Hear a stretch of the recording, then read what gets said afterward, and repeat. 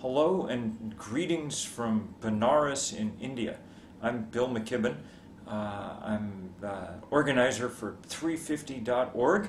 I wish I was there in Boston with you. Boston's my hometown, and I'm always eager for an excuse to be there, but this summer I'm busy traveling the globe from one end to the other. Been in Europe and in South America and in Turkey and in the Maldive Islands and now in India. And everywhere we go, one of the things we hear is the U.S. needs to show leadership on climate change and take some action. This is an important summer for that in Washington. Your legislators need to hear constantly that you want real and effective action.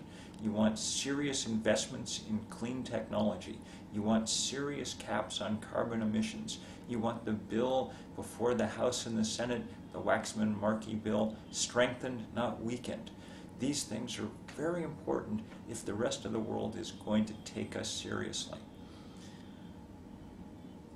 And we desperately need to do this because, as we've been finding out, climate change is not a problem for the future. It's a crisis that's happening now.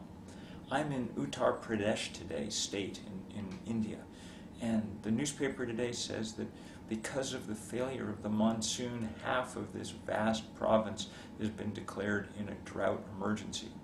We've just come from the Maldive Islands in the Indian Ocean, where rising ocean temperatures have killed, in some cases, 90% of the reefs that guard the 1,200 islands in that archipelago, where rising sea levels have already caused the president to start diverting part of each year's budget to put in a special fund for buying a new homeland once theirs disappears beneath the seas. To meet people in these predicaments and to understand that the historically largest source of the problem have been American consumers pouring carbon into the atmosphere as we pursue our ways of life is enough to make one want to go fast to work.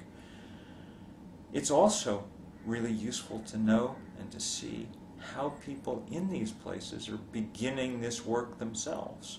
The Maldives has announced that it'll become the first carbon neutral nation in the world by 2020. Doubtless they'll be using wind turbines manufactured here in India, where the Suzlon Corporation has become, in just a few years, one of the largest builders of those great windmills, and where India itself has become the leading capacity in wind power among developing countries. All of this is good news, but it needs to happen much, much faster. That's what we know now. And we know it in part because of this most important number on Earth, 350, 350, a number that people didn't even know 18 months ago. You'll recall that in the summer of 2007, Arctic ice began to melt very quickly. That was a signal to scientists that global warming was advancing much more rapidly than we had anticipated. It changed a mood of sober concern into a mood kind of panic, and led our best scientists back to work to examine what we knew about climate change. Their deliberations, summarized best in a paper by NASA scientist Jim Hansen and his colleagues in January of 2008, was that 350 parts per million CO2 was the most we could have in the atmosphere if we wished to have a planet compatible with the one on which civilization developed and to which life on Earth is adapted.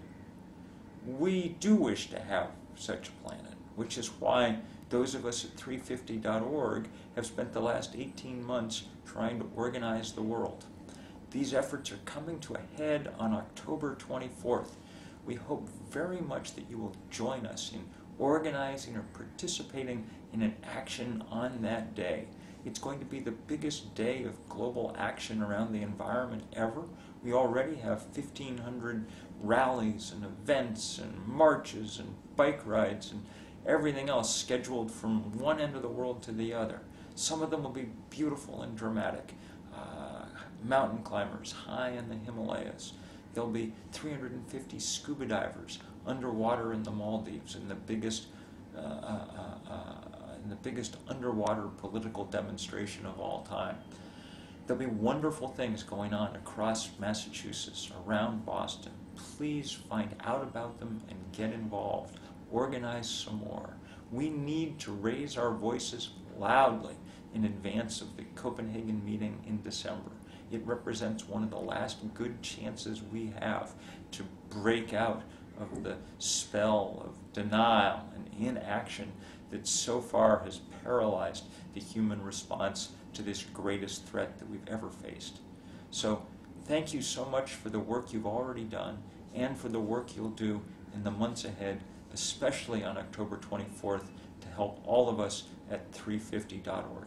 Thank you very much.